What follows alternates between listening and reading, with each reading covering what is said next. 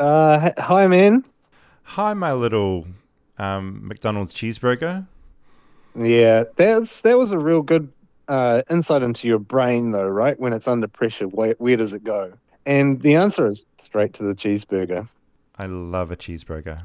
This might actually be aligned to today's topic. We're talking gaming, video gaming, that kind of thing. And there's one thing I know about you, Hayden, is that you love video games. Yes, yes, yes, yes, yes, yes. Video games. Yes, yes, yes. I love video games. What are you playing at the moment, and why do you love playing video games so much? Oh, I've been stuck for a really long time just playing Elden Ring over and over again. It's like a weird pattern that's sort of been forged in my brain, a road that I just have to constantly walk down. And I've played hundreds and hundreds of hours of the game Elden Ring. If I think about the games you play, you like to play kind of role playing games, don't you? You like to sort of inhabit a different life for a while. Yes. Is it inhabit a different life? I think that the thing that really gets me about role-playing games is the constant incremental improvement. It's like crack to me. I'm also very high level in Pokemon Go because it's the same thing, just slightly improving meeting goals. Hmm. I feel like there must be some sort of deep-seated psychological programming slash malfunction that's going on Hmm. in the back of my brain that I just have to keep leveling up in these games, and it gives me such great satisfaction. I can feel people diagnosing me right now. Do you feel like you're improving in your own life as well, or just in the game world? I imperceptibly, if anything, I think I'm getting worse. Just calcifying, just calcifying into my bad habits. I'm David Farrier, a New Zealander accidentally marooned in America, and I want to figure out what makes this country tick. Now, I get very excited whenever we have to have guests on the couch who are not from America, because I get to rant and rave about America even more because I have someone with me to gang up on Rob. In this episode, we're joined on the couch by Rahul Kohli. Rahul is from London, moving to Los Angeles, where he ended up being cast in some of my favorite TV shows, including iZombie and Netflix's Midnight Mass. But what really caught my attention recently is that Rahul is starring in a massive video game, as in his likeness is the main character. He's the guy that you play. This is interesting to me because, well, gaming in America tends to be a pretty notoriously white space, and Rahul is not white. The game, Saros, is getting rave reviews. Rahul's dreams come true. But along with that, he's touched a nerve. We wanted to get him on the show to talk about his impression of the United States and how it's changed over the years, especially through the lens of acting and gaming. So get comfy and grab your controllers, because this is the Video Games with Rahul episode.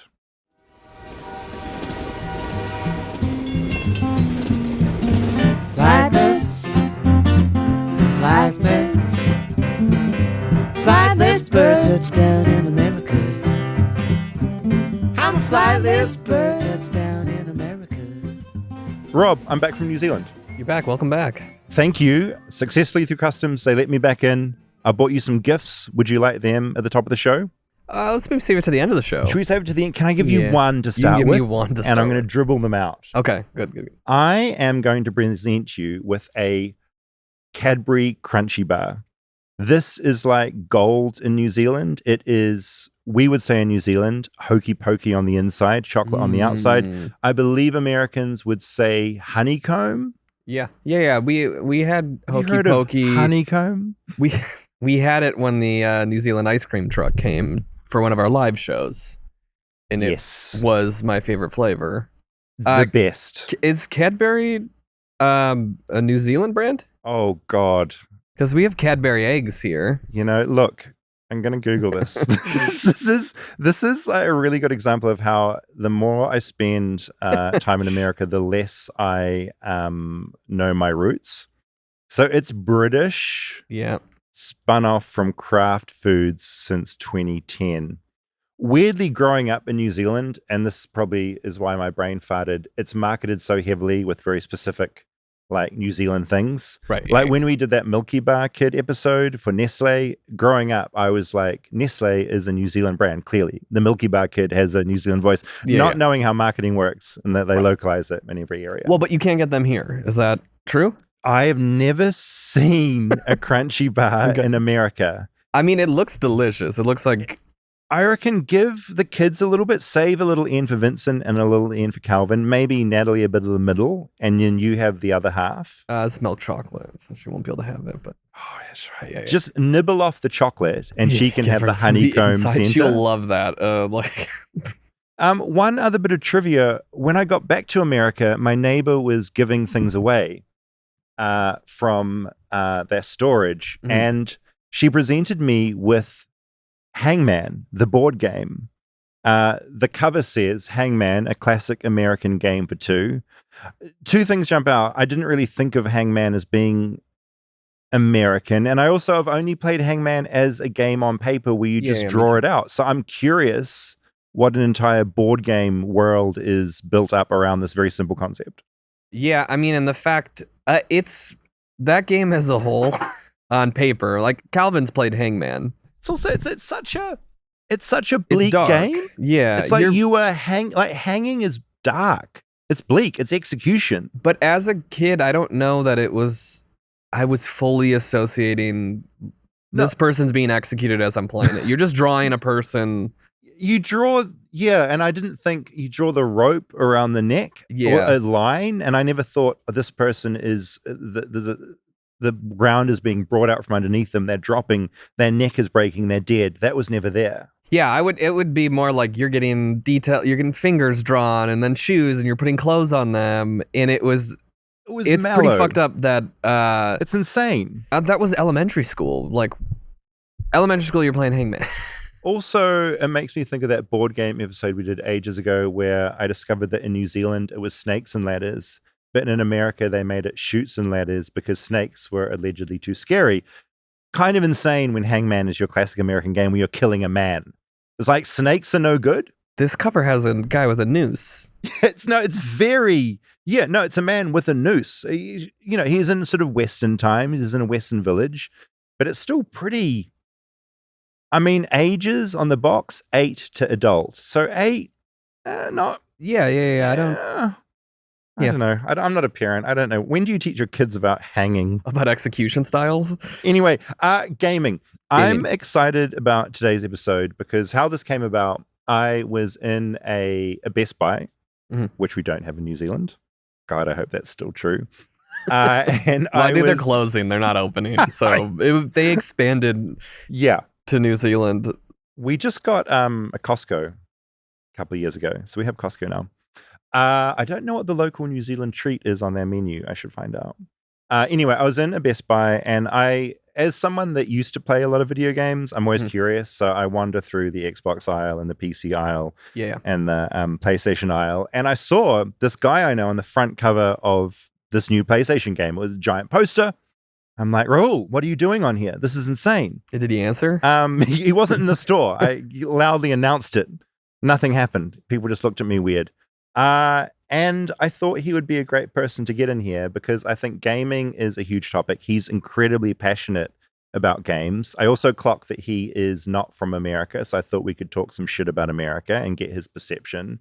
And also just the nature of him being a brown guy as a main character in a video game. I kind of had a feeling that would have created some ripples and was curious to kind of get his take on how that was for him. Yeah. Well, before we get into it with him, Yes. I'm interested to hear kind of your personal background with video games Oh my because God. it's so generational. It deeply, Because deeply. when I was a kid, we had Super Nintendo, Uh-huh. and then I remember when the Nintendo 64 came out. Mm-hmm. You're a little bit older, so and international, so I don't know totally. if that changes. No, I want to compare. Yeah. I want to know what your formative, the thing where your mind was kind of blown and drawn into a game, like what that was. Yeah, well, it's weird because there's waves. Every time there's a new generation Mm-hmm. of video games, it changes. Completely. So when I was a kid, we had Super Nintendo. I was big into the sport games. There was Brett Hull hockey and Big Hurt baseball, NBA Jam. I know NBA Jam. NBA Jam was a big one. So it was sport all the way for you. You wanted to play these games. And then there was Donkey Kong, Mario Land, Mario Kart, Were you playing these at your house or friends' houses or both? both. Yeah, yeah. So we had a Super Nintendo, and my friend that lived behind us had a regular Nintendo. Okay. So, and the games all are different. And then my neighbor, who was a little bit older, had a Sega. Oh. So we'd sometimes go over to his house to play Sonic. Yeah. And there's these lines kind of drawn between all of these games. I mean, like Dreamcast came out at some point too. And then it took a disc. And you're also seeing kind of the socioeconomics at play of kids at school that are wealthier. Completely. Who has what? Who are has getting what the console? new consoles Who has every the new year game? they come out. And it's weirdly this like status thing that starts happening. All the way. But at first, very pure. I feel like Super Nintendo with like the Mario and the Donkey Kong and Diddy Kong. And then I do remember there being a big transformation when Nintendo 64 came out and Mario World 64 came out. That was a big moment. Where it was, For here's Rob. this 3D world with Mario. GoldenEye. GoldenEye, cannot express how big GoldenEye was and with me and my friends. Loved GoldenEye. It was it's still good. If you can get your hands on that console or an emulator, holy shit. And going through like the vents with Oddjob and The best. finding the golden gun. Oh, yeah. Hell yeah. But at that young age, also being introduced to like weapons as a result. But again, it's almost like Hangman, where I think societally it may be different, but it wasn't necessarily this like clique and association of violence. I couldn't agree more. And I think that, I mean, that's where the whole debate around violence in video games comes from, right? It's like what it's teaching you and does it reflect in real life? But I agree. I never thought when I was shooting things in video games as a kid, extreme violence in front of me, I never once associated it with any kind of real life action. It was all fantasy. Yeah, and I don't know if that's because we were so far removed from weapons. From gun culture. Like if my dad was a hunter and we had guns around, maybe that association would have been different. But your brain to would me, be going, gun was so foreign. Yeah, your brain, if your parents were big hunters, say, your brain would be going, oh, maybe I could do this with a real gun. As opposed to going, this is a dumb video game. Yeah. Yeah. I feel like my way in, as you're talking, my brain's popping in so many ways because there's crossover despite us definitely having different things at different times. My first video game experience ever, the only Farrier family trip we've ever taken was to Canada because my mum, after she left school, went and did a year in, I believe, Vancouver, babysitting, like nannying for a family. And so we all went over to Canada when I was about, I would have been 7 probably. She was still nannying at that time? She was still nannying. No, went back to like visit her family that she nannied for. And I'll try and find some photos to put up because I looked incredible. I forgot to imagine. It was rough. You think I look fucked David up now. In New Little Zealand. David was fucking insane. So anyway, the family we were staying with, they had one of the very early Nintendos. I wish I could say what it was, but it was Super Mario World. So it was my first. That was Super Nintendo then. Would it be Super Nintendo? Because it was the side-scrolling slot where you would put it in, not open up the front and put it in. Yeah, this was very long time ago. Yeah. Square controller. Yeah, you had to blow side on the scroller. Blow on the bottom of the game if it wasn't working. Oh yeah, absolutely. Blow the shit off. And I just remember being something in my brain fundamentally shifted and changed. In a similar way that I think kids' brains shift when they get given an iPad these days or something. Like their brain, it's a moment you can never go back from. Yeah. And there's a photo of me and my brother laying on the floor. It's our first time overseas. Most of our time, we just wanted to be playing that video game, as opposed to seeing Niagara Falls or going in and looking at a Mountie or maple syrup or whatever the fuck Canadians do. So that was like my first thing. And then it went, I was at school, sort of fast forward when I'm sort of 13, 14, 15, I was a computer monitor, which is lower tier in a social scene than being a librarian. It was rough. I basically was in the computer rooms volunteering during the day and would help out in the computer labs and I'd like clean the mice. Like back in the day, a mouse would have a ball in it. It wasn't lasers. It got gunked up by like Yeah, 'cause kids' horrible sweat. Public use of a mouse. Awful. Yeah. And so my job was to like pop the balls out and like clean them. Have you ever taken like your keyboard and shake? Oh, I do it It's terrible. about once a week. Yeah, Horrific. It's awful. Yeah. Oh, so clean your keyboard, everyone. Anyway, in there, I got massively into all the first-person shooters, so Descent and Doom and Quake. Yeah. And Doom is something that I would daydream about at school. All I wanted to do was get home and get into that world. Doom was, it's hard to describe how much it took over my head. Doom was kind of scary too. That one Yeah. beast that would run after you. Oh, fucking terrifying. That you could not. It was hard to kill, right? It was hard to kill, and playing through the Quakes as well. I was. It's hard to describe how obsessed I was with gaming. Yeah. I would on weekends would take my computer. I get my parents to drop me off at a friend's house, and we'd network them up and have LAN parties over the weekend. I'm basically just trying to say I was the biggest gaming nerd imaginable, and then got into Xbox, and then kind of just eventually sort of dropped off. I've completely dropped off. I probably until I was 18, maybe university, it was all I did. Yeah. And now it's like this world that I wish I was still into, but I've just dropped off. And that's why Rahul is interesting to me, because he never stopped. He's an adult who has just kept playing and has slowly been getting into actually being acting in games. He was a voice and a character in Diablo 2. This new one is huge for him, but I kind of wish I was still into it. I get what you mean. There's like a nostalgia and a feeling. There's an escapism to video games. And just like a simpler time. I remember playing video games like a sleepover. Sleepovers till 7 a.m. The sun's coming up and you're playing video games still. It's got goosebumps. Literally got goosebumps thinking about that. It was the best feeling. Yeah.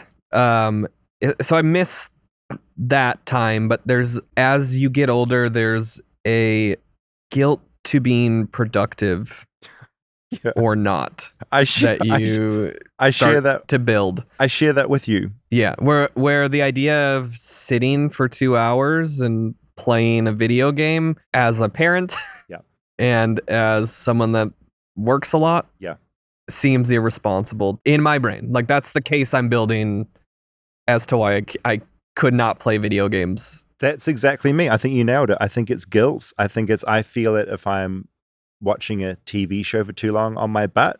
I think you get around that by doing work while you watch stuff. Yeah. I struggle to do two things at once, so I can't. But the idea of sitting down like I used to for 8 hours, it's just I'm riddled with guilt about what I should be doing. I can't even imagine what that would be when you're also like raising kids. Yeah. Because that's a whole other, I'm just talking about I should be doing some work or maybe like checking in on some friends. We do though start to bleed into like Calvin has gotten a little into the Switch. So it can be a bonding thing with your kid. That's cool. So you're playing Mario Kart with your kid. That's a whole other thing. We've done that. So there was the whole world of Xbox versus PlayStation versus computer games. I think was interesting. Huge. Because Xbox and PlayStation were kind of battling for market superiority. They were just trying to one-up each other all the time. Still are, I feel like. Still are, to but varying degrees of success. I feel like Xbox hasn't put out a new console in a while. I feel like when I was in Best Buy, PlayStation has all the real estate. Xbox felt like a tiny section. When I do think recently I remember reading something controversial happened with PlayStation where if you bought some stuff that you were supposed to own from the platform, they've removed some from their catalog and you don't have it anymore. That adds into the whole physical media debate, whereas you don't have a thing on disc and it gets removed, you're fucked. Xbox and PlayStation, I think, have been moving more and more digital without the actual physical game, and you're just buying it from the store and downloading it, but then hard drive space becomes a thing.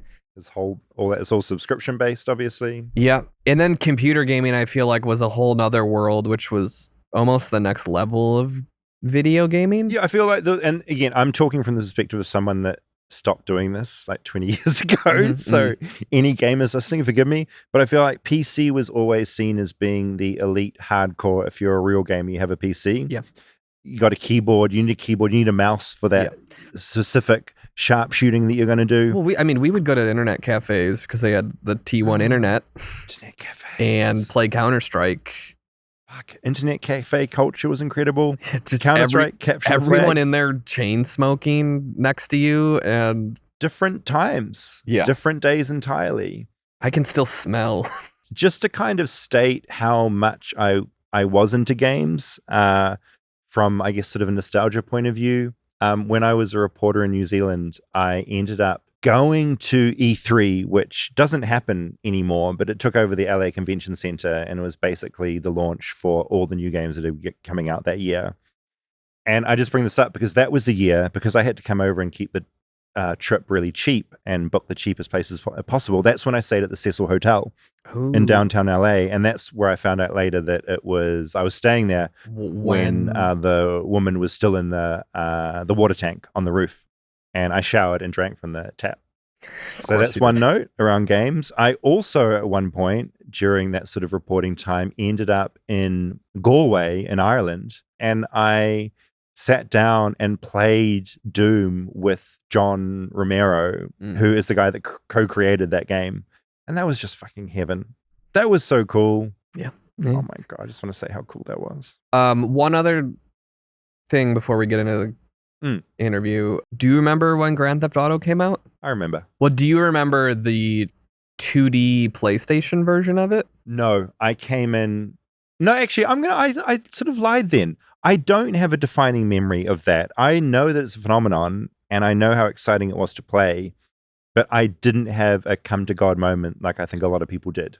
Yeah, I think that maybe can be its own episode, because that GTA, I think there's a new another one coming out in the not that too distant future. is everyone's very excited about. I think 1 and 2 were on PlayStation, and it was just like an aerial 2D version of it, and then GTA 3 came out, and that was the one that everyone...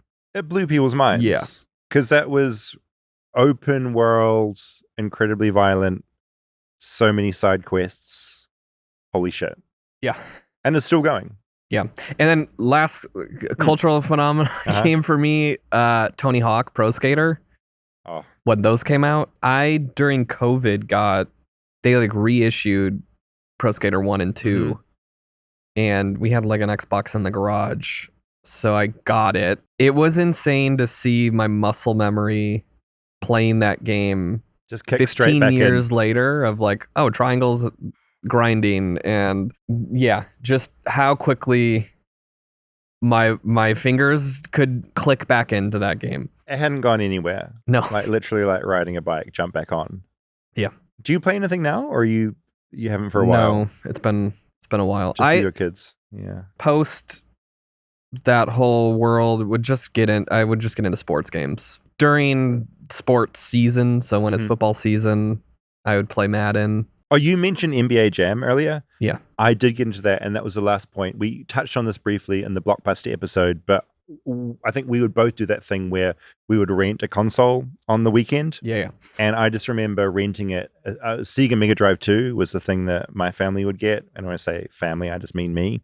Yeah. And I just remember going so hard on NBA Jam, Echo the Dolphin, Flashback, a bunch of Sonic games, Golden Axe, Street Fighter 2, Mortal Kombat. Yes. As I think about it, Mortal Kombat was a huge part of my life. Yeah. And weirdly, like growing up, again, it goes back to the violence, Mortal Kombat, and I grew up in a pretty, conservative. Christian, conservative. All that stuff was kind of okay. Yeah. Like weirdly, it was all right. It was like fantasy, and I loved it. I miss the Street Fighter, Mortal Kombat stuff. That was more arcade for me, because we didn't have home. That was Sega. It was all Sega, right? So we didn't have a Sega. So if we were at an arcade, that would be there. But it was like too repetitive for me, where you've got the two buttons you're mashing and jumping. Once you get into like the combos and shit. Yeah. And we're living in a time where Street Fighter and Mortal Kombat films are all coming out again. That nostalgic shit is targeted at people in their 40s like me. Makes me feel insane. I'm so fucking excited. Giddy like a child again. If you think we are slightly passionate about games, Rahul Kohli is a whole different level, and he is now starring in this giant PlayStation game. Very nice to have him on the couch. Here is our conversation with Rahul Kohli. Welcome. Hey, how you doing? A very boring question that we always get people to start with. Just sort of introduce yourself and what it is that you do as you define it. My name's Rahul Kohli, and I'm an actor.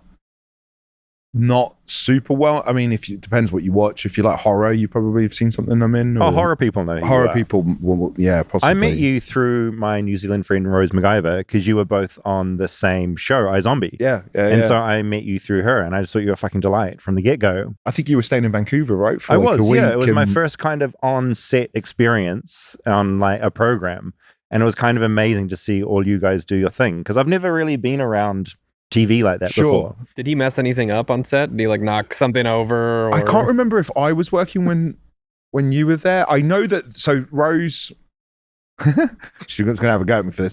So Rose had I think there's been a few times where this has happened, especially with me. I think me and Rose were very like brother and sister, and we would like say we were all meeting up for like a casting or whatever. Rose might say, "Oh, by the way, I got a friend in town. They're going to join us," and you'd be like, "We don't know them." And so, but Rose was like that. She was very much like bring people around. And there was a point where she hit me up and she said, "My buddy Dave's in town, but I'm at work and we're on location. Can he come hang out at yours?" Do you remember? Yeah, I do remember. And I was like, curious I if don't you know would. who this fucking dude is. You made a doc about tickling. Yeah, You'll love him. You know, can you babysit this I'm not guy? even sure if we had that much. I had that much context about No, like you had none. the documentaries. I Probably remember helpful you you didn't. came round and like you were awesome. And I was like, oh, okay, well, my bad. But I obviously, you know, it's just like No, it's a very funny way. It's a very blind funny date. thing for a colleague and friend to sort of force their friend on you for the day. It's like they're in town, babysit this guy, David. this could go Look terribly. after him. Yeah, completely. Yeah. It's like you've got other shit to do. Horrible. But it was awesome. But it went well. Yeah. Well, because I was obsessed with the things you've made. Cool. It was nice we had that sort of in that's, common. You know, your Fandom of your own stuff. Is that what was in common? we were both big fans of Dave. Yeah. Came out wrong. Okay?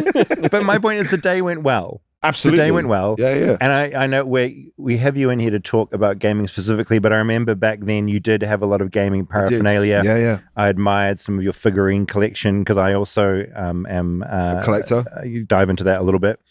But before we get to that, I'm just curious. You came, and we can tell from your accent, you came from London I did. to LA? Yes. Yeah. And I was just curious what that transition was like because I came from New Zealand, which is much smaller. Yeah. Wellington? I came from Auckland. Auckland, okay. Big city, but compared to London, much smaller. Sure. But you came from like big British city to big American city. Yeah. I'm curious like what that transition felt like for you. So when I first got here, I was in a very, I don't know how to describe this, Drake mode. I was feeling myself. Canadian, Crody. No, I was like 27, 28. I'd never sort of had money. My acting gigs prior to iZombie was like background roles, maybe a line in a soap opera once, and that was it. And then I went from that to iZombie. So I was on a bit of a tear. I could find, like, I didn't have to pre-drink. We used to like buy a 2-liter bottle of cider and pre-drink it. That'd be us done, and try and keep that buzz. Now, you know, we had disposable income. So the first place I lived was next to the Pantages on Hollywood Boulevard. Amazing. So I did LA in the most disgusting, in your face. And I was fine with that. Like, it fit me for the time. I was constantly partying, and you leant into all of LA's LA things. 100%, yeah. You know, could see the Hollywood side, and I could see the stars, you know, the Walk of Fame and all of that. And I was just around like Spider-Man and cosplay and stuff. was that impressive to you? Like, were you grew up watching America on 100%. TV, and it was like, oh, this is what I saw in movies? and Absolutely. film? It was definitely like, I was definitely living my own story, like that kind of fantasy in my head, you know, like if you're a kid from the UK, you only, you know, your perception of America is very much like, well, Times Square and, you know, Hollywood Boulevard or the hills, you know, you just have these few things that you pull from. So that felt like a very different experience. Once I kind of like was like, I don't ever want to do that again. You calm down slightly. I calmed down a bit. Yeah. I actually disliked it. Once the kind of party stopped, it felt very empty. It has a lot of people and a lot of things to do, but it still feels very isolating. And I struggled with the lack of transportation. Like, yeah, you're stuck in your own space wherever you are. Without a car, you can't easily be at your friend's house exactly. who lives in a different area. Almost everything I would do in London, you know, there's a 30-minute radius pretty much. Yeah. If you wanted to go out for drinks as well, like having that tube system and having public transport and just there was a pub culture and you go out and you do things and I very much found out here, man, if you're 20-minute drive plus, it's done. We're not even remotely considering it. Yeah, West Side's a different state. Yeah, exactly. Yeah, easy to become super isolated when you're just trying to set up your stability in a new place. That feels unique to LA and not necessarily America. Yeah, like you've been around America since, I'm assuming. Yeah. And spend time in a lot of places now. Do you feel that tends to still be the trend of America, even outside of LA? Or so New York is my favorite, and I think that's probably to do with where I'm from. I felt like anytime I'm in New York, I just shot there for a few months. First time we just did The Exorcist with Mike Flanagan. I had only ever spent at that point like a week or so in New York for like press or events. And I never felt more home. I knew the rules. I was just like, get up and get out and walk and you're sorted for the day. Yeah. And even the attitudes. I think that there's a personality compatibility. Like on iZombie, the people I would say I was the closest to out the gate was Rose, and I think that Kiwi Brit kind of camaraderie and sense of humor and the stuff. Sense of humor lines up perfectly straight away. And the other person was actually Malcolm. I had less kind of growing pains with him in terms of like humor and not understanding me, and he was a New Yorker. And especially when we went out and how we like to dance and talk shit, that was kind of in the same, getting a bit aggressive, but you're not, you're just, you know, that New Yorker. Yeah. It's all a show. Yeah, so those two were like my instant clicks, culture-wise, and I felt that with New York too. But then I've been to other places where I think Europeans don't realize, and probably Brits don't realize, like, you are in a different country. States are different countries. They really are. Yeah. It might not look it at first. You might just keep seeing the same sort of like restaurants, Starbucks and stuff. Starbucks, but so different. That's the main thing that I'm keep being reminded of, is how different every state is. It really is. It's mad. I mean, even like politically, you go to a place that is red versus blue, like it's a totally different, different country. I try not to bring any kind of like bias or things I've heard about it, you know, because filming's filming. I don't get to pick where I go. Like I've shot in Alabama, and that was rough. And it wasn't because I went in with any kind of like notion of this might be a bit different for me. I felt it immediately the first time I went to buy cigarettes at a gas station, and I was like, oh, this does not feel good. Oh, like a race thing right there in your face. That felt like straight away. Albuquerque was kind of similar too. I felt this like shift, and I was like, But then you go to Seattle, Portland, and I've shot in Atlanta as well. Completely fine, completely chill. So I don't think I'd run back to Alabama anytime soon. But I don't have a choice, you know. If you film, you film. Yeah, it's amazing that still exists. I mean, that's one thing with the show. Like, I'm walking around America as a white guy. I don't feel any of that. Sure. You know, so you're having such a vastly different experience to this country than I am. I think it's accelerated too. I've watched the shift. There was a big shift in Canada as well, a racial shift. One of the things, so when I first got here and we started doing iZombie, it was 2013, 2014. We're still in the Obama administration. I don't think the culture wars was anywhere close to what it was like now. And this whole anti-woke campaign and DE, all of this stuff, I think it started to culminate. It started to really accelerate around 2016, 2017. I think you can probably put a pin in when The Last Jedi came out. A lot of it to do, and they said there was Russian discourse, there were bots, it was a war that was being manufactured. Which sounds mad when you're talking about that with no context. I know, right? But yeah, that film was that it just generated so much chaos. It started something. Couple that with Gamergate as well. We were destined for some sort of disaster. But when I got here, there was obviously racial tensions. There was always like, you know, me walking around, there was always some, but it definitely felt that, especially like in Vancouver, for instance, that's where I spent 8 months of the year. So anything that happened in America I was barely here. But Vancouver was interesting. I felt welcome. I remember a lot of positive attention, being in restaurants or bars, people, just interactions were always positive. And then after COVID, I went back and it felt very hostile towards South Asians. And there's been this huge backlash against Indian immigrants, student visas, all of this type of stuff. Same thing in New Zealand. Right? Yeah. And Australia as well is going that way. Yeah. And so I've always fell into this category where, because of how I present, people will sometimes assume I'm Muslim, or I'll get some form of Islamophobia thrown my way, whatever. That's been since 9/11. Like, it's just been the way it's been. It's nothing. But I'd say in the last 6 years, racism towards South Asians just increased and has completely changed how I feel about, like, I'm about to go to Canada next week, and I know that in like Nova Scotia, there's been huge flare-ups about Indians being there and accusing them of shitting on their beaches. Yeah, so instead of just enjoying a new job that's coming up, you're thinking, what is this going to feel like? What's this going to be like? Yeah. Yeah. Yeah. And I don't feel it too much in LA. Mm-hmm.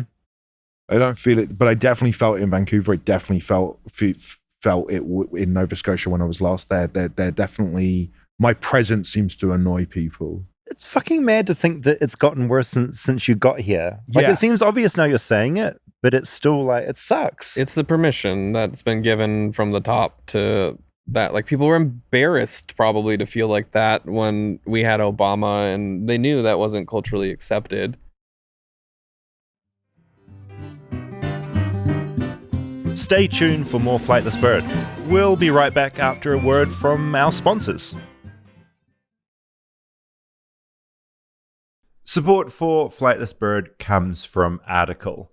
Now, when I first moved to Los Angeles and, well, got accidentally marooned here and moved into my first apartment, I filled it up with just a whole lot of crap. I just needed to like get by.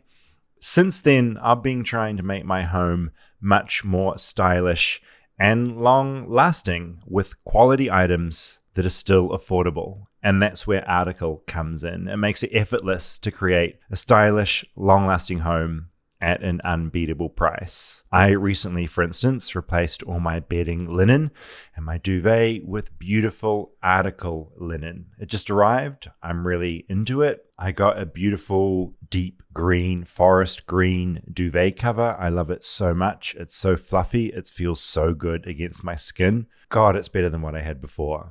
And that's the thing with Article. It's all consistently high quality. You can tell the difference in the quality when you get it in the mail. Article also has support when you need it. If you've got a question about the new desk you buy, or the new bed, or the new stuff you get for your office. Again, Article covers everything in your home, it feels like. Well, their customer care team is available 7 days a week, offering knowledgeable support and even a free interior design service to help you get everything just right if you need help with that sort of thing. And they've also got a 30-day satisfaction guarantee, so you can shop with confidence. If you don't completely fall in love with your furniture you get, or your bedding, or your office desk, whatever, you can just return it. Article is offering our listeners $50 off your first purchase of $100 or more. To claim, visit article.com/bird, and the discount will automatically be applied at checkout. That's article.com/bird for $50 off your first purchase of $100 or more. Support for Flightless Bird comes from Zazzle. Now, if it's one thing I really struggle with, it's getting good gifts for people. I leave it too late, I don't think about it enough, and then when it comes to the time to actually buy something, I'm left flummoxed. I go to a mall, I panic, the whole thing is awful. This is where Zazzle comes in to save me. If you're 3 days out from someone's birthday and you have no idea what to get, Zazzle is going to sort you out. Essentially, it's a custom marketplace where you can take basically any product, like a mug, a tote bag, which I'm a big fan of, a card, my other favorite, a phone case, and you can make it mean something. I got a bunch of phone cases recently that have Snoopy stuff on there, the best Snoopy stuff.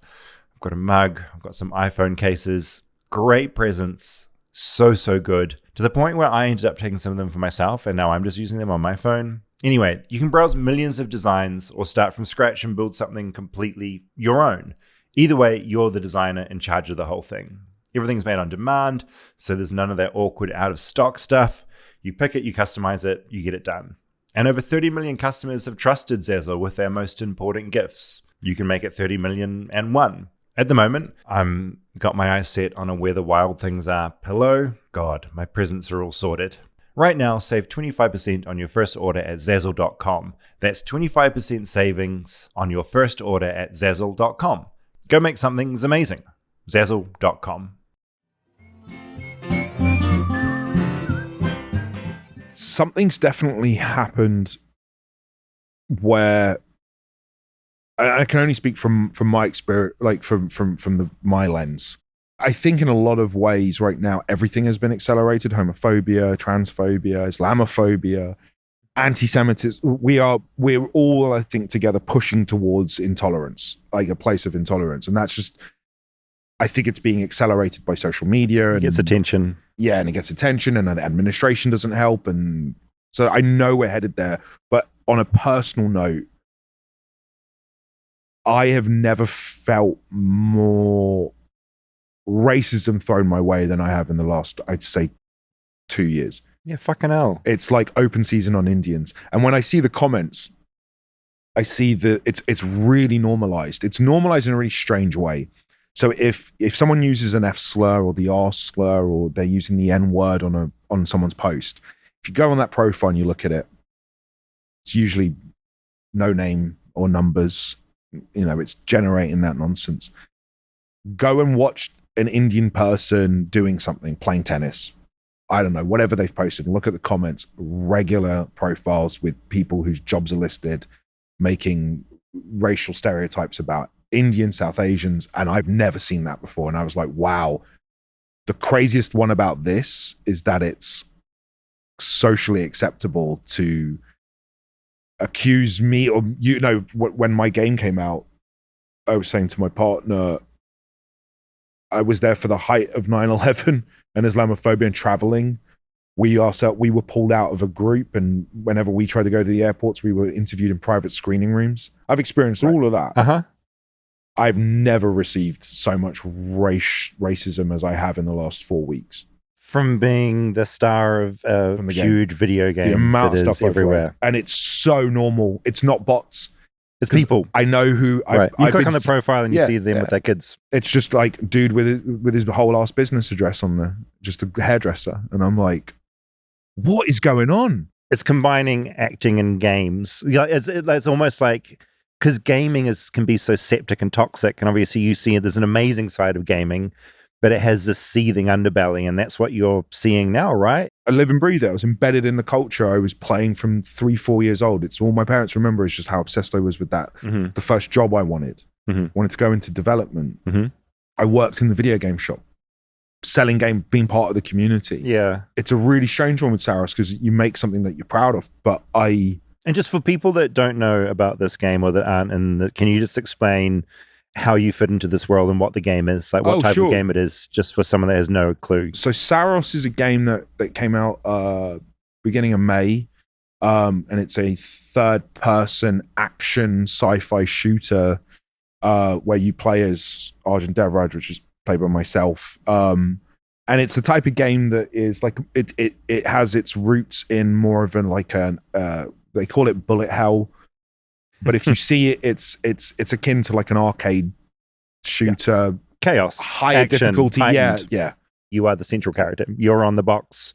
You're on the poster. I walked into a store the other day, which is when I texted you being like, oh, there you are, front and center. Yeah, I did the motion capture for it. I did the performance capture, which is the face dots with the camera. Which is like your dream to be this like front and center giant title, right? Yeah. Kid who worked in a gaming store. I know you've been involved in games in a variety of ways, but it doesn't get more involved than like this. It's surreal.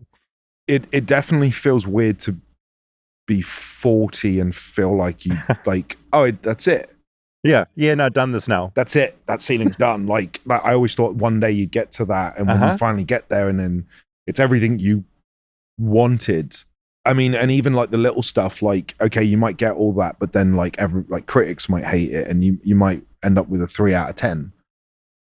It wasn't. No, this is done really, really well. So it ticked everything. Yeah, so you've got that on one side. You've released this thing you're really proud of. It's a critically acclaimed game. Yeah. At the same time, you've got a whole lot of gamers giving you, we're just being racist shitheads. Yeah. Which is, did you know it would be? And I wasn't intending to talk about this, but like, were you surprised at that? Like, were you prepared for that, knowing what you know about people? Nah. No. I remember the first Zoom where they offered me the role, and I didn't have context, right? So I knew How Smart, the studio who made it. I was a big fan of their work, and I knew they wanted to have a Zoom with me. No context, didn't know it was a lead role, didn't know what it was going to entail. And I've had those where like you sound like you're being set up for a big meeting, and then it's like, and we'd like you to play this coffee mug. Yeah. And it's 4 lines. Could you do it? Yeah. And you realize, why did you need to Zoom? And this could have been an email. Why are we having a fucking meeting over it? So I had the meeting with them, and all the pleasantries were out the way. They were about to play me a pitch, like a slideshow on their screen share. And I stopped them and said, I want you to know before you play this, I'm in. It's a yes. That's off your reputation. I have no idea what this is going to be. And then they hit play, and then it was the lead. Holy shit. Face, mocap, all of it, the works. You will be a PlayStation mascot, exclusive. Is that normal now that an actor is portraying? Because that wasn't how, like, Counter-Strike as a kid playing that was not like, here's a specific actor. It's been done. I would say it's not the norm. They'll have high-profile actors come in and end up doing a voice. Like, I mean, Gary Oldman's done video game voices and stuff like that. But full mocap is much rarer, isn't it? With like introducing a person in. I feel like the other big thing that jumps out to me was Mads and Death Stranding, right? Yeah. That was like the big example. Yeah. Hideo will combine voice and looks. And he's sort of scanning in every actor. It's kind of that joke around him, right? Like any actor in town, he'll scan in. You're getting He's scanned. got them in his fucking database. Absolutely, yeah. Yeah, I asked that just because it's a big deal that they were like, no, you want to be the face. And especially the thing with the video game stuff is that like if you look at a Kratos or, from God of War, if you look at a Nathan Drake from Uncharted, like Nathan doesn't have Nolan North's likeness. Mm. There's baggage that comes with an actor that you recognize of TV or film. Oh, it's them. In film and TV, we use that muscle a lot, where we see a recognized face, but we put that aside and accept. And I think in gaming, you haven't had to do that, so it does stand out when you're like, and it's happened. That's Kevin Spacey. Well, but that also then changes hate that's coming towards you because it's not of this character you're voicing; it's you on there. Yeah. To be fair, once I knew what they were doing, I knew the back of my head, well, I'm sure this is going to go smoothly. I know I'm not an idiot. I'm part of the culture. I knew what was going to happen. I knew even at just a base level, like one or two things were going to happen, right? At its most kind of like normal and chill, a brown dude on the front cover, never really happened before in AAA games. I'm probably going to get Indian puns, usual trolling, call center Indian scammer stuff. That was going to be fine. At worst, it would blow up and become its own like thing, like, and like it become a giant kind of like out of control misinformation, hates, anti-woke campaign. I knew we were going to be on somewhere on that spectrum. And I don't think we ended up being on the worst case. And I think that's because I don't think it was popular enough. And I think that was probably it. It didn't occupy enough space. It wasn't Halo, whatever. It wasn't Halo. Yeah. It wasn't a sequel. There were a few triggers to triggering that group. Yeah, if they'd seen you come in and fuck up their favorite franchise, which has traditionally been white and normal, this is its own Little Mermaid backlash because they put a black woman in instead. Yeah, so with ours, because it was a new IP, because it was sci-fi, like they still, I mean, I saw way too many comments than I should have. When we're not talking like, oh, I saw 10 or 50. We're talking in close to 1,000 I'd seen over the course of a year or two of just pure outright, I'm not touching it, fuck Indians. Had this game had been a sequel, had it have been a character on TV that was now played race swapped, had there been any of that, it would have been done. We would have been a massive problem. But the marketing wasn't aggressive with this game. For internal reasons, whatever. Yeah, you weren't being shoved down people's throats. We weren't being shoved down anyone's throat. And I think that also, not to say that their response is justified, but there are ways to fan the flames of that. And I think over marketing, I made a conscious effort as well. So this is an exclusive for this podcast. Yes. Finally, we've been waiting for an exclusive for years. I wouldn't discuss race discourse with this game publicly. Okay. Yeah. So when I did my little press days, I had contacted Sony prior to that and said, I will not be answering any questions about representation. And Alana taught me that, my partner, she taught me this really interesting trick. And she said, so she was as a woman in games. She said the thing that makes her stand out, as she sort of has been a trailblazer in her way, a lot of people, when they call her in for podcasts, interviews, journalists, they want to talk about that. And that's completely fine. That's what you are. That's, it's out of curiosity. It could be celebration. It's always in good faith. However, if Alana continues to do that, it seems like it's the only thing she wants to talk about. And the narrative changes on it.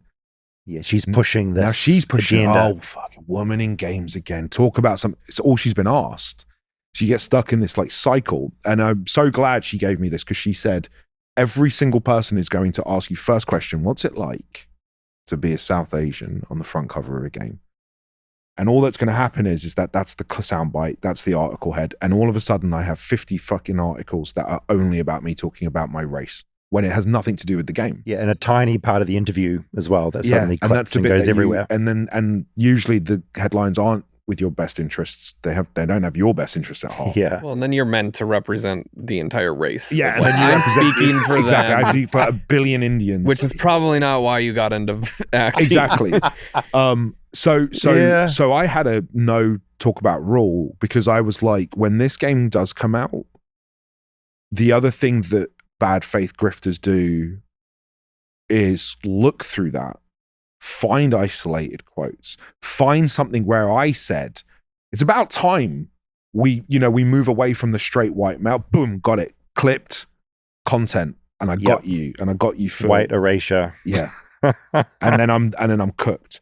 So yeah, no, interesting. I did a very controlled, I never spoke about it. And it felt my heart break. I watched an Indian dude who was so excited. He's on your side. He's like, let's do this thing. And wanted to do it. And he was like, I just have to ask you, as a South Asian, how does it feel to be the lead of this PlayStation game? And I went, well, it feels great to be the lead of a play. And I completely just clipped that bit out. And I watched him go, he didn't give me I wanted to talk about that thing that connects us.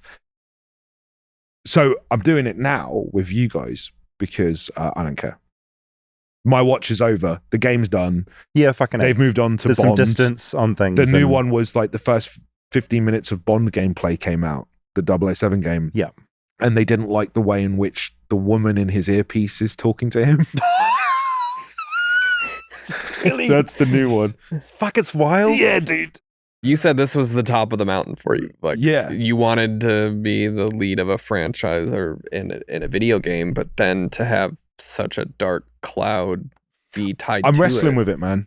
We're so similar. I have such a similar reaction to, I'm much smaller scale than you, but I take everything very personally and I want to address it, whether it's good or bad. And I go around telling myself it's for good reasons. But a lot of the time it's just I'm fucking sensitive to shit and I want to be honest about it. Yeah. But it's not though, it's exhausting. Because like it gets really like catering to everyone's comment online. It's a fucking insane way to live. I do think it shows in your work, and I'm assuming yours too, though, that you care enough about it that you're not just disconnecting and walking away once it's out there. Yeah, there must be a middle ground, right? Yeah. Of like not going insane, but also caring in some way. Yeah, there has to be. But you're also like me as well. Like you're like all of us. Like you're online. Like you're connected to that world, and that's just part of your life that you've always been. Online like that. There is a middle ground to it where that's probably can be a superpower. Mm-hmm. To care, to be passionate, to be sensitive, I think is it's not a bad thing, but anything in excess is obviously not good. And I think the internet, it magnifies all of that negativity. it just accelerates. And it's getting worse. The internet's getting shittier as time goes on. Social media has made it more charged and it's breaking and it's harder to use and Google sucks. Yeah. It's all getting horrible. It's just, I mean, the new, I think I want to say like 12 months change that we've had to now like sort of reprogram ourselves is immediately seeing something and then having to then pay triple attention to make sure it wasn't just AI and not even real anymore. Yeah. Poorly written headline. Yeah, there's that now. Is this real? Was this street fight real? And then you look back and you're like, no, they got 8 fingers. Why someone made that? Or like, look at this cat eat a burger. Yeah, even cat videos are all bullshit now. And you're like, and it's not because I'm media illiterate or I'm so easily duped. I'm like a 90-year-old pensioner who thinks can't discern that from the. It's this shit. My problem is that I keep getting tricked by AI because I don't know why someone made it. Yeah, it doesn't make sense. Why would someone make this AI The motivation video is not obvious. Yeah, if you see Trump punching Obama, I get why someone made that, right? I get why that was put through whatever. I don't get why the cat eating a burger in a funny way needed to happen. Raise a really good point. AI slop. Yeah, completely. The motivation is what makes it as equally confusing as the actual AI generated whatever. Yeah, I get the sex ones. I get the the catfishing. It was always going to happen. Yeah. We've been doing that as for hundreds of years, I guess. Catfishing lonely humans. Yeah, they're gonna always catfish. Yeah. I don't know. God, it's exhausting. Someone's bedroom and how they've moved their furniture and assembled. It's complete bullshit AI, and you're like, suddenly you've been watching this for 30 We're using all seconds. this computing power for this? Yeah, building data centers in like small towns for this. It's like fucking up everyone's water. Yeah. I don't want to do like such an abrupt change, but like, what are you particularly excited about at the moment? Like, I feel you're back with Flanagan shooting some cool shit. Yeah. Like, is the stuff you're particularly excited about, or are you just still in a daze from this gaming stuff? I'm off to go and shoot the second series of a show I did for Amazon. We Were Liars, and we shot the first series in the Nova Scotia summer, isolated kind of like island. I kind of been welcoming it. In my head, I know I have a job to do. But to me, it's going to be a real nice way to like get away from everything. Nice. You mentioned just before visas and visa issues. I've literally just got Rob to fill in a form saying he'll work with me for another 3 years for my O1. You're O1ing it as well. I O1 it, yeah. How is that going for you? I'm about to send it in, pay my money to my lawyer. I have some heartbreaking news for you. So I'll say this. Weirdly, because the O1s, I know your audience knows what an O1 is, right? It's for artists, athletes. I ramble on about it enough. Yeah, you talk a lot about it. Blah, blah, blah. It's the most braggy visa because it's a visa, an alien of extraordinary ability. He talks about all the letters that famous people write for him about how great his character is and how valuable he is to our society. All of that. I wish they changed the name of it, dude. That's right. Because I've had the amount of TSA agents who already might have a bee in their bonnet when they see. I've had it said to me in a shitty way. And what's your extraordinary ability? You're like, Christ. It's not my words. It's like actor on I CW. can read a script well. I'm a I could barely podcaster. do an American accent on TV. But weirdly, every single time my renewals happened, it happened during the Trump administration. Right. So I always have this heightened Mhm. oh, it's done. It's cut. I'm done. I'm never going to get it renewed.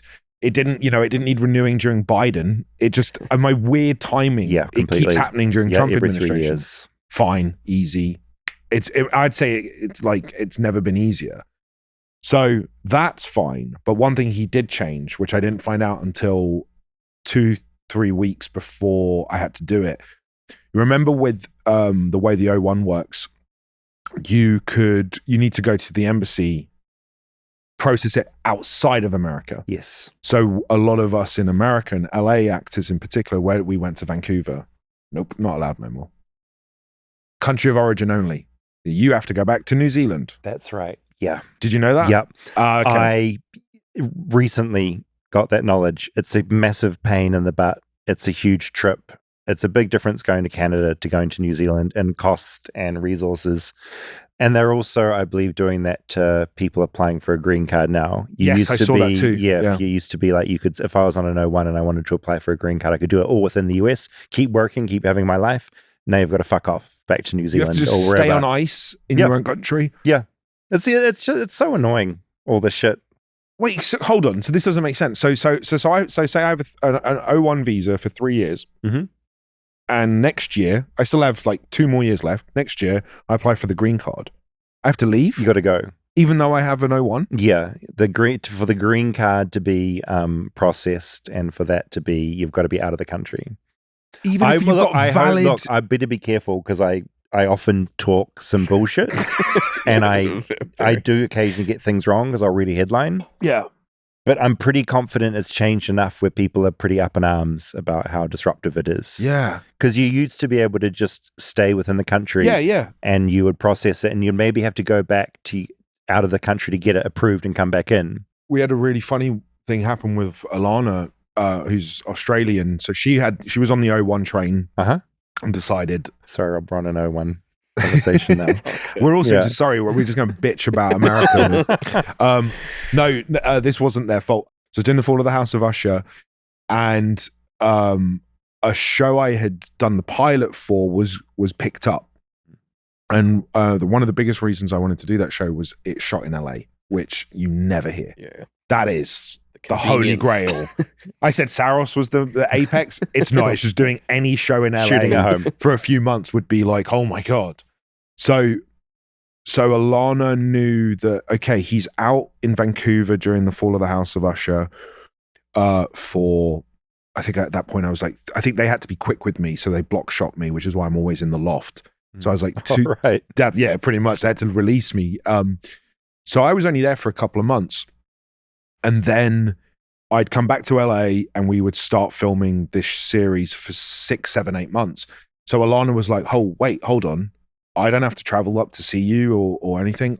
I'll do my green card now. So she applies, they take her passport. Now she's grounded, right? Yeah.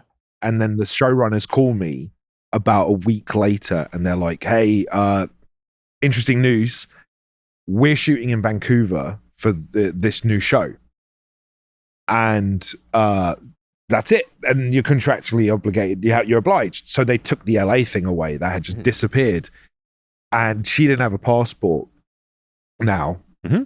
Can't go anywhere. And then we had to reshoot the half of the Fall of the House of Usher because we changed cast members, which people can Google. So I ended up being out for a year when I didn't have to be. And we had a stalker happen. And I had to fly home between basically anytime I wasn't on camera, I went home to protect the house and be there. That's how we ended up with Banjo. So a good thing came out of it. We got Banjo because we were like, we need, we have stalkers and stuff like that. Banjo's what you named your gun. yeah, that's my AR-15 or whatever. We adopted a German Shepherd Husky. She couldn't leave. She's stuck She's there. stuck. I couldn't be there. Stuck with a stalker. So that whole green card thing, none of it was America's fault. Oh no, this was America's fault, Rob. Are you ready for this one? I'm sorry. So it works out, because I said I'd be gone for a year, right? You only need 6 months. So it worked out that for the last month or so of filming, she'd have her green card and could come visit me instead. So she gets the green card and it arrives and they put mail on her green card. Just a misprint. You got to file again? Yeah, because it doesn't match the passport. Oh, that's so And it wasn't, frustrating. it's not that Alana's cis woman, right? Yep. Like pronouns are she, her. Mm-hmm. It was just a misprint. Oh, that's so frustrating. That it said male. Oh, it had an M. And she had to surrender it. Took her about 2 months to reprocess. Oh, that's so annoying. So she cleared the whole shoot. That was our green card with Alana. So that's why I've put mine off for you. I'm like, Yeah, completely. Yeah, no, I haven't thought about when I'm going to do that. I think maybe with the green card, it's a case of when you actually want it in your hands, you've got to leave and go back to your country of origin, like with the O1. So while it's being processed, you can stay. But if you want it, you've got to go back to it's just like the O1. well, you know Go what the back to your strategy country is of origin. for us, like line it. If there's a world in which you know you're working abroad, Just do it then. just do it then. Because Yeah, there's completely. no point. Like I should have thought about that now because I know I'm going to be in Nova Scotia for pretty much all of it. I could have just submitted, surrendered, and left. Just time it a bit better. Yeah. It's so scary surrendering stuff, though, like sending that passport away. It's a I horrible know. feeling. It really is. As we wrap this up, I'm curious what Americans, where they think you're from with your accent. Like, are they confused by you? I get Australia, I get South Africa. Al Are people, Qaeda. yeah, you've got the race element added in that you have to deal with. Do people go like, you're British? It's a 50-50 roulette of British or Australian. So whatever my voice is doing in American ears. Yeah, okay. Depends what mood I'm in. It changes? Yeah. Huh. I have a really cocky. If I thought I was particularly like handsome that day, Yeah. or I got a compliment, You're more British? I get really like Cockney. And I don't think, and it does become bottle of water. That's if I'm feeling myself. So I think that's when So I'm having funny. a British day. And I think Yeah, when okay. I'm more vulnerable and I'm speaking a little bit better. Do I morph at all with my personality, or is it always just this annoying voice? Careful how you answer. It's mostly the same. Mostly the same. Do Kiwis change tone? Isn't the whole Kiwi thing that you like No, we're flight just of the flat. Conchords is just flat Yeah, the whole way it's through? pretty flat. Yeah. Your American accent, that was pretty ridiculous.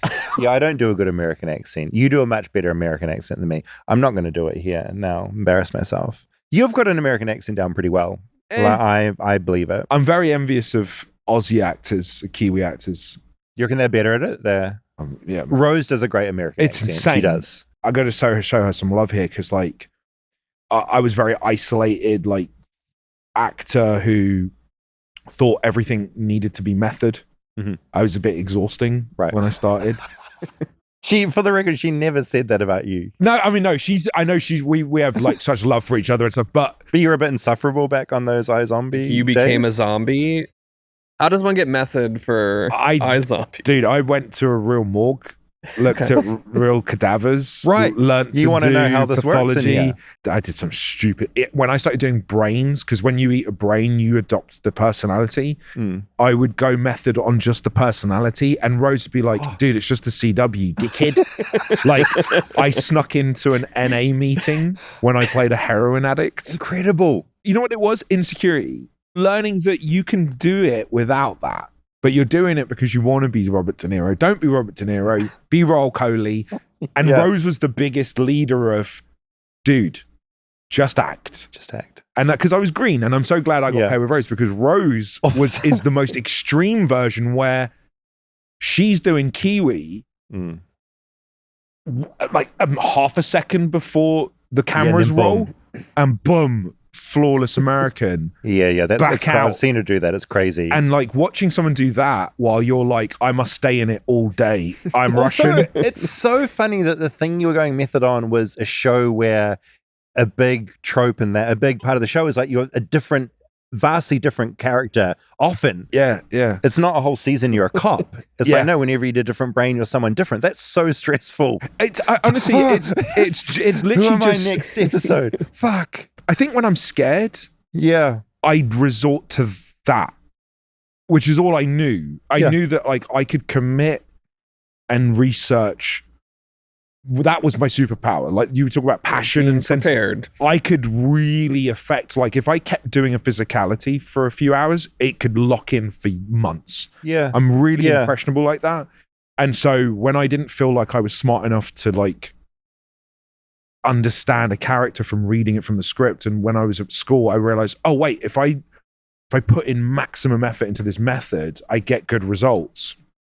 And now the only times I get like that is when I look at a role and I go, oh, I'm miscast. Oh, I'm the worst actor on the Midnight Mass was the closest I got to being like that again, where I stayed American all day and I did a ride along with the police and it came back. But it wasn't because I needed it. It was because I was terrified. Yeah, insecure. Yeah, and that's exactly. And I think Rose was the biggest supporter of me of stop being insecure. You can do. You're could good do at this man. Without that. Yeah, cool. You didn't need to listen to the Soviet Union anthem all day just because you had Russian brain. The one thing I like about that whole method thing is you get to hang out with some other interesting people. Like that's good stories from it. Yeah. Agree, you don't have to do it. Well, that's probably where you picked up your skill to be good at it, was you shape-shifted in all these different ways, and now you can do it a little more naturally. Yeah, I guess so. Yeah, you train that muscle so you don't have to go back to all of those basics. I'm very glad that Rose was the one that calmed you down from your method chaos. Yeah, she did. This is good to know. I was looking back at it, it was a privilege, and one of the best acting lessons I ever got was being paired up with Rose McGover. I learned how to be a lead. I learned what it took. Best. And I didn't realize it at the time, and I didn't appreciate it as much because I was in my Drake era. But when you started with that Drake comparison, I'm like, where is this going? So what era are you in now? If you had to pick, I don't know. What era am I in? I'm in my. That's hard. That stumped me. Yeah, that's hard. Because you know what my problem is? I'm all the names running through my head. I'm like, shouldn't say that. I think they've caught a case. Yeah. Dave said it. They just recently said something they shouldn't have. You're in your fucking era. I'm in my era. Yeah, that's what you're in. Yeah. Thanks for coming in. Thanks for having me. You're great. No, you're great. Loved him so much. Yeah, that was one of my favorite conversations we've had in here. Yeah, I feel like he'd sort of, because he'd already done promo for this game a while ago and had to kind of keep locked up on certain things, like talking about race. I think because he knew us, he could sort of just be like, okay, comfy, can talk. And super insightful into what that whole experience was like. Yeah, I mean, listening back to it again, it's just annoying how bad actors ruin things for no reason. Completely. Like, and not bad no actors reason, as in actors, but as in bad people. Yeah, there's no reason for a reaction to be that to him. No, the internet has given people a deeply strange power where they can gang up even the way people crash scores on Rotten Tomatoes or something if they don't like a certain actor. And it usually is over something as dumb as race. Yeah, I mean, and for something to should have been a celebration for him and for culturally, that this was someone leading a video game completely just fully soured is very unfortunate. Yeah, and just the fact he kind of knew it was coming as well, but it was sort of shittier than he thought it would be. And the game, I was just scrolling through some reviews of the game. It's like critically acclaimed. Saros is a triumph in every sense. Saros is excellent. It builds on the foundations of the former one. A blistering rapid fire epic without peer. It's like the game critically is friggin' incredible. Yeah, none of this was about gameplay. And no. It's just an insane thing to face. And also just the fact he talked about how it spiraled out more for him in the last couple of years and gotten increasingly shittier. It's just so deeply annoying. This dude's awesome. It's also, that was such a surreal thing. I went to visit Rose on set because she was in iZombie and I wanted to see how a TV show was made. And yeah, she just offloaded me on him. So he's just having his normal day playing video games actually on that day. And Rose turns up with me and is like, can you babysit David for the day? And he was lovely. He was such a good person to get into Canada with. And he's just always been awesome. And I thought when I saw his little face on that poster, like, holy shit, this would be a perfect guest because this is just such a fascinating thing to talk about. Yeah, it does make me laugh, the idea of your friends having to get babysitters for you when you go visit them. Oh yeah, I couldn't go for my own. Yeah. It's like someone in their 30s at the It makes time. sense. Knowing you, it 100% makes sense. David's here from out of town. I need to get a babysitter.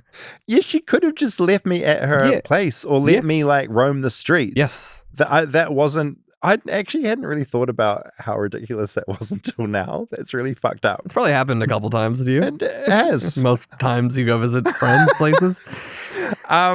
Also, something I thought was interesting listening back, he talked about how he was nervous to talk about race in the original run just because of how his quotes could get taken out of context. And that's such a problem, I think, for anyone speaking now about anything, is that you can't often do it in good faith because, you know, including this episode, if there's some asshole listening to this episode, they could clip a couple of words and that becomes a headline on 100 aggregated websites reporting on something. And that stokes the hate even more. Completely. And context is everything. And that's such a shitty thing to have to think about when you're trying to have an opus and honest conversation, knowing that that whole context necessarily won't spread, but some tiny quote will be clipped. I mean, there's a whole industry about just getting clips for views on people's accounts, you know? Yeah. And finally, briefly him touching on the joys of Halo AI. Oh. Well, both. Halo, we touched that we first. We forgot Halo. Halo was a pretty transformative game, I feel like. That was another pinnacle when that came out. Years of my life playing that game. And when we were talking about it at the beginning of the EP, completely forgot about it. Yeah. Yeah. So many games that were played. And just him talking about AI briefly, about how it is just getting increasingly difficult to know what is real and what's not. I think AI video has now reached a point where it is not easy to see, even if you know the tells. And we're living in a really insane time where you don't even know if the information you're hearing is said by that person or is just some bullshit. I can assure you that if you're watching this video or listening on our official channels, it is the real thing. He said this. Yeah, this is if not you're AI. listening to this this is somewhere not else, AI generated. Don't know. If you have any feedback about video games, anything that Rahul had to talk about, we have flightlessbirdchat@gmail.com. Always love to hear from you. Tell us what games changed your life. Sort of curious to know your age and what the game was that completely, you know, we've got listeners who are 80. What was the thing that changed your life? We've got listeners who are like kids. Tell us what, listening with their parents. We have that many kid listeners, David? We've got a few. I met a kid in New Zealand with their mum who was like, yeah, I listen. And I felt a bit nervous because like their mum was there. And I'm thinking, should you be listening? Yeah, they're going to love next week's episode on drugs. Oh, God. Listen, your parents' kids. But just email us, what was the game that changed your life? Super curious about that. A lot of feedback to catch up on because I've been in New Zealand and so we've been missing out on some of the feedback to recent episodes. A lot of people from New York wrote in about New York trash saying, New York, beautiful. We deal with our trash. Look at all the people we've got here. We do it in a wonderful way. Is someone from New Zealand? I say that's some bullshit. It's dirty. Sort it out. I guess I will concede to the fact that maybe it could be much worse. Yeah, that's what's always a way. And that maybe they are doing a great job, and the version of it that exists is the best version of what it could be. But I have higher New hopes York, for it New could be Yorkers. worse. I feel like they could do better. And this is not a criticism. Okay to be critical. And New York. I'm about to be mentioned. there. I'm going to be there in a week and a half. So check in on the rubbish situation. Tell me if they've started to instate their plastic bins. It's also so hard because New York's so big. I'm sure you can go to different pockets where it doesn't feel that way. I stick by my assertion that New York is disgusting and dirty. Yeah. You like to double down. I like to double down. A lot of people also wrote in about Justin Timberlake. I talked about how his dance moves were lagging a little bit. Mm-hmm. A lot of people pointed out he is battling a Lyme disease diagnosis. He has said publicly that he has massive amounts of nerve pain and crazy fatigue. All this, therefore, makes me feel incredibly guilty about shitting on Justin Timberlake's dancing ability on his recent tour. A lot of feedback to one of our Wisconsin episodes, Supper Clubs, where I was shook that children were allowed to drink at bars. As a New Zealander, I found this abhorrent, awful. I thought this is an example of how America has lost the plot in many states. A lot of people wrote in from New Zealand telling me that it's also the case in New Zealand, which was perfect feedback. Thank you for everyone writing in. Duck wrote in. Duck is a great name. You've probably had a flood of these emails already, but New Zealand allows parents and guardians to supply alcohol to minors. When I was little, still in primary school, but nearing intermediate, about 8 years old, my dad would pour a beer and pour me a little shot-sized beer mug to match. I was so stoked to share a drink with my dad. I didn't actually drink much of it at all, so I'd have maybe one sip and be thrilled. I'd also try different types of wine or beer. A tasting sip at a pub or restaurant if my parents were around and interested. They considered it no big deal for me to taste it, much like trying a bite of their food. Cheers, Duck. So look, New Zealand and America, we have more in common than David knows. Than David knows.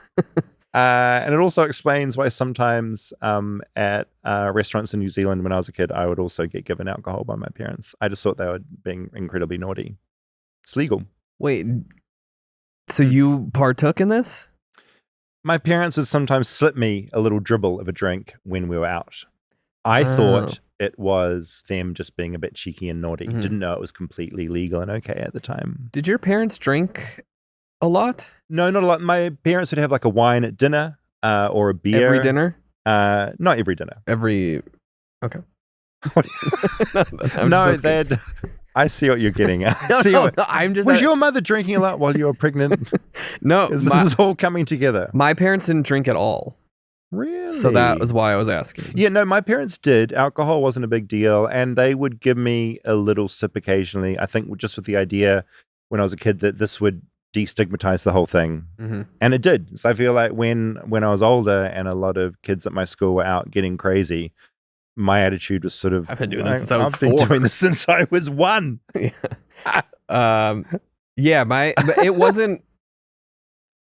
It wasn't a big deal. Like we had like an aunt and uncle that would drink wine all the time. But yeah, my parents all the time, nonstop. Often. But my parents didn't drink like almost ever. I don't remember being a kid seeing my dad have a beer or my mom have wine.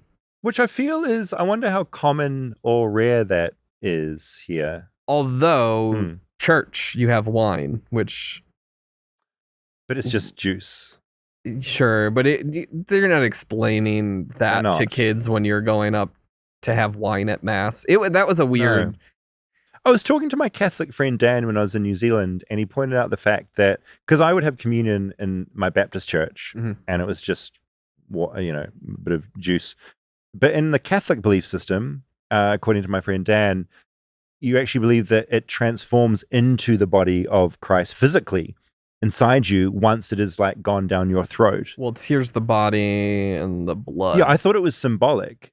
Yeah. But apparently in some types of Catholicism, the belief is that it actually changes. Might just be my friend Dan, but I was shocked. So I was like, "What? You've got bits of like human flesh inside you and blood at one point from the bread and the wine?" It's like, yeah.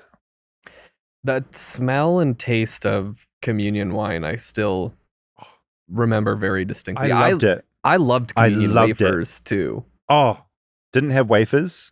But the wine and the bread. Discs? No, we had little bits of bread that was like... The bread was really good too. On like certain holidays, they'd bust the bread out. What also I'd be so fucking bored sitting in there. It was something different for me. It was, we get to have like a little drink? I love the wafers though. I don't... Was it sweet, a wafer? No, they were... I've never had a Catholic wafer. I admit this. Admit it. You can get communion wafers on Amazon. Wait, you've got that? I've done it once, and just I realized you could order communion wafers, and I loved the taste of it. I mean, they're little cracker things, but pretty flavorless too. But it again was just like the nostalgia of communion wafers. I love the idea of you being like watching a sports match in your garage or something with the boys and everyone's having like snacking on- Doritos and you've got your little dry wafers of Amazon. If any Christians or Catholics out there listening in, I don't think they hold any weight until they are blessed anyways. So at that point, it's just a snack. I fucking love this justification so much. At this point, it's just a snack. Oh my God. That's really good. A lot of feedback about drinking, actually, with kids. Camilla wrote in, I'm Danish/Scottish. When I was 2 years old, I believed all fizzy drinks were called beer. So I would loudly declare at many opportunities of thirst that I want beer, much to my nice middle-class mum's horror. But it did allow us to jump the queue in a few instances when I started my chant. I apparently loved beer and did develop a habit as a toddler, which was picking up empties to take the last swig or share it with the family dog. That's wild.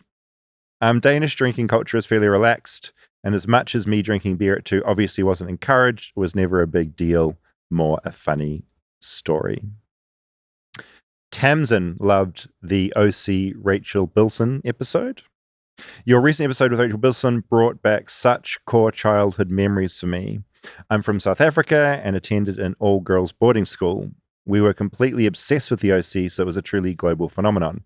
Every week, one of the day scholars would tape the latest episode of the OC on the VHS and bring it into school, and all of us boarders would gather together in the evenings and watch it in our common room. It brought a sense of home and community that we would otherwise not have had. All the soundtracks would be played on repeat at all the girls' CD players throughout the dormitories. Now I'm feeling quite ancient, but thanks for the blast from the past. A lot of OC fans seem to enjoy that epi. A lot of people enjoyed the jokey nature between you and Bilson. I also enjoyed it, and I think I might start watching the show. I mean, you should. I hear it's quite good. Lauren wrote in about LifeSpring Cult. I love your show. I did several LifeSpring courses and workshops in the mid-80s. Listening to your episode on LifeSpring had lots of details coming back to me. I've done so many workshops over my life, starting at 18 years old with EST, which my mum got me into. I have so many stories to tell about these experiences. I can't estimate how much I spent on these, but at one point I spent almost $75,000 on something that was promised to have a lot of value, but turned out to be just cult recruitment. Incidentally, and it goes quite dark here, trigger warning, etc. Incidentally, a friend of mine lost her life along with 2 other people in a sweat lodge at that organization. So many people emailing in with either spending a shit ton of money, some people emailing in saying they got a bit out of it, and then some people saying incredibly dark stuff like a friend went off the edge, or in this case, died full on. Specifically about Landmark, which is in New Zealand. It's in America. This is from Laura. My sister-in-law started taking Landmark classes. She was texting me about how amazing they were and how much she was learning. In April of 2023, she texted, I was doing the Landmark Forum in Seattle 13 hours a day. It was amazing. In October of 2023, she texted, I'm taking another class with Landmark, and I think I'm starting to understand this concept of creating new possibilities in our lives. I would like you to hold the following image of me when you think of me. Here is my mantra. Listeners, you can chant along to this if you like. I am at ease. I am at peace. I have lots of time and all is well. I am at ease. I'm at peace. I'm in excellent health. I am creating wealth. I am prosperous, and I am happy. I have a beautiful home and a beautiful marriage, both more beautiful than anything I have ever imagined. I am loved. I have an abundance of dear friends and family. I am prosperous, and I am happy. I learned in my class this week that the fastest way to manifest new possibilities in our lives is to enlist others in those possibilities. This means to inspire others to be part of those possibilities. So I thank you for seeing me, having and being these new possibilities around me. I know you love me, so I'm asking you to hold these new possibilities as something I'm already... Oh God, it goes on. I'm going to stop reading. Anyway, her sister sent her a big mantra and wanted to enlist her as well in their Mac. I just found the mantra really full on. Was she married? Or was that all? Don't know. I hope so. I think the sister manifestation. I think the manifestation fitted her life a little bit. I couldn't use that manifestation though because I am not married. You can try it. It would Maybe be you weird. will become married. Maybe we'll become married if I said enough. I think that's Oh my God. manifesting, David. I have a beautiful home and a beautiful marriage, both more beautiful than anything I've ever imagined. Beautiful. Rendon wrote in, spelt like Brendan, but with no B. I just want to know Rob's thoughts on his beloved Chicago Bears potentially moving to Hammond, Indiana. Rob. Yeah, we'll see. Is it complex or are you It's holding complex back? and it's weird and political in Chicago, where I think they're trying to get the city to pay for some of it, and so the organization keeps threatening to move. They bought like a racetrack near where I grew up, and we're gonna move to Arlington Heights at one point, and now the threat is that they're gonna move to Indiana. The threat. I don't fully believe that the Chicago Bears will move to Indiana. That's my response to it. When it comes to sport, I tend to believe what you have to say. You know a lot more than I do. I hope not. I mean, it would be devastating if the Chicago Bears moved out of Chicago. Clip that, put it in aggregate it, put it in every headline. Benet wrote in, like Renee, but with a B, in regards to our live show episode recently. Holy shit, Bat Guy rocks. She's referring to Merlin Tuttle. We got a lot of positive feedback to Merlin. Merlin Tuttle, it was amazing getting him on that show. He'd just come back from a massive expedition. He's getting on in years now, and just getting him there was pretty friggin' incredible. And if you want to meet someone that loves bats, meet Merlin Tuttle. He's friggin' incredible. And he's got a documentary coming out soon. Finally, Sarah writes in about our Titanic Panic episode. Number 1, she's got a bullet point list. These Titanic superfans are very real. I went to college with one. He was more a friend of a friend, but I still follow him on Instagram because every year he celebrates Titanic Day by sharing a detailed, step-by-step timeline of the sinking on his Instagram stories. It's honestly quite interesting and informative, so I thank him for his service. Number 2, you briefly talked about the phobia of deep water. There's a sort of related phobia called submechanophobia, which is the specific fear of man-made objects that are either fully or partially submerged underwater. Think mechanical things, statues, that kind of thing. I personally don't have this, but watching videos about it does make me feel a bit icky. So there you go.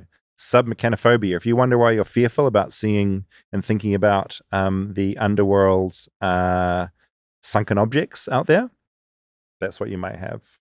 You and Rob, this is point 3, discussed briefly the idea of seeing certain images or topics at a young age that get sort of ingrained in your psyche or really change your worldview, i.e. Kate Winslet's boob in Titanic, the movie Species, the Holocaust, etc. This list sounds quite deranged, but if you listen to that episode, those 3 things... Makes a little bit of sense. Fuck me. Those 3 things, there's context. Context is everything.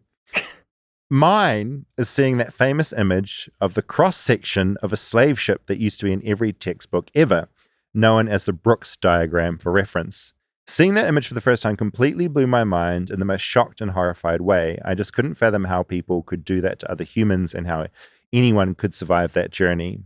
This somehow recently came up in a convo with my husband, and he had the same exact formative experience. So I assume this might be a common one for students learning about slavery in the U.S. Did that come up in your timeline, Rob? Cross-section of a slave ship? Yeah, I remember that was around? Yeah, that wasn't in the image. Yeah, holy shit. Yeah. Katie starts by writing, my name is Katie, and I live in Bentonville, Arkansas. Ooh. My great-grandparents, along with a pair of their friends, lived in Ireland and had tickets to board the Titanic. Luckily for them, and for my family line, their friends fell ill prior to the day the ship was supposed to leave, and they all decided to stay behind. Which is also the plot to the first Final Destination movie. Titanic? With a plane instead of the Titanic, where a group of friends go on a doomed flight. They don't go on. But then in their case, in the film, Death then comes back. stalks them. Yes. It appears in that particular story, Death has not stalked them because the lineage is writing to me. Right. At flightlessbirdchat@gmail.com. Any parting words, Rob? Presents. Trickling out gifts, right? Oh my God. Okay. All right. Just quickly from New Zealand. I think I've given this to you before. Whittaker's Hokey Pokey Crunch. It's the best Whittaker's in my opinion. Thank you very much. Tams. Tams. One of the best biscuits from Down Under. This is a packet of the original Tim Tams. Love Tim Tams. Dunk it in a hot drink and suck the drink up via the Tim Tam like a straw. That is a very famous thing we do down under. It's delicious. Oh, okay. Because the center is chocolate, it will melt. Okay. The biscuit will keep the structure of the so-called straw. Fucking beautiful. Have you done that with a Twizzler before? No. Can you do that with a Twizzler? You bite the ends off and then... Holy shit. Same thing with Tim Tams. Okay. Suck your matcha up through that. This is special edition Dark Tim Tams. Slightly darker chocolate. Yum, yum. Natalie will love these. I was at Hayden's birthday party. There was a Veils concert happening. I sent you tour dates twice. You did. You said, "Are you going to the Veils?" It didn't respond, and I sent it again and was like, "David, are you going?" Yeah, and I said, "I have shows? Hayden's big birthday party." Hayden, friend of the show, you'll hear him droning on at the beginning of this episode, for instance. It was his big birthday. I couldn't do both. I picked Hayden over the Veils, but the concert was happening a 10-minute walk away. I did something I've never done before. I walked into that venue. Was that close to Hayden's party? Oh, it was comically close. Yeah. Comically close. Literally around the corner at a venue called the Power Station, one of my favorite venues in Auckland, New Zealand. I did something I've never tried before, and I don't know if this will always work, but I'm keen to try it again. About halfway through the show, I turned up at the venue. I went up to where you get the tickets from or on the will call. I said, I don't want to see the Veils, but I want to get merch from my friend Rob. Can I go into the venue, buy merch, and then leave? Security can watch me do this. Yeah. She said, you can go for it. This is like my popcorn move at a movie theater. This is... That's where you learned it. I walked in there and I bought the merch. Mm-hmm. I admit I stayed for one song. Yeah. I filmed a bit of it. I sent it to you. Mm-hmm. I left, said thank you to security, went back to Hayden's birthday. I got you this t-shirt. Look at this. Thank you, Beautiful David. Veils t-shirt from their latest tour. And I also got you a long sleeve from the Veils. I like that. Which I'm also going to hand to you. And I got you their record of their latest release, Fragile World. It's a fucking wonderful record. This is it on vinyl because I know you love vinyl. I do love vinyl. It's very kind of you, David. Thank you. I'd like to thank the staff of the Power Station. Also deeply curious if I could go to a Beyonce show, say or a Taylor Swift show, and say, hey, it's to go at the beginning and say, hey, I'm not here for the show. I don't have tickets, but I'd love to go in and buy some merch. Will you let me in? I think the size of the venue is going to play heavily into this. But Beyonce or Taylor's show, there's long security and... You think my plan might not. I thought I might have found a hack to get into every concert for free from now on. I do think most like smaller indie shows, you can probably go buy merch. And musicians are doing it pretty hard at the moment. I would encourage you to buy merch if you're at a show. Yeah. I think you should pay for tickets and go to the show if you want to. You shouldn't sneak in and like. I don't think this is a move to get into shows for free. No. But no. If you do want to buy merch, yes, at a show. For the record, I think if you can find a way to sneak in for free to a Taylor Swift concert, do it. She has enough money. She's a billionaire. Sure. If you have a band that is much smaller, you pay for that ticket. You buy merch because God, smaller bands are doing it hard right now. I am a big proponent of buying merch at shows, especially because I don't often have to pay for the show. So you've got friends coming in or whatever. Then in turn, you pay. Buy lots of merch. I have lots of t-shirts. Also, I feel like concert tickets for a venue are split up so much going to the venue and to the promoter and all that stuff. Whereas I feel like merch is much more of a direct route to the artist. The person selling it will get a little cut, but the artist gets most of it. So merch is... It's the most direct line. It's the most direct line. Or just fling cash at your favorite band while they play. Yeah. Might be a bit weird, but give it a go. All right. flightlessbirdchat@gmail.com. We will see you next week. See you next week.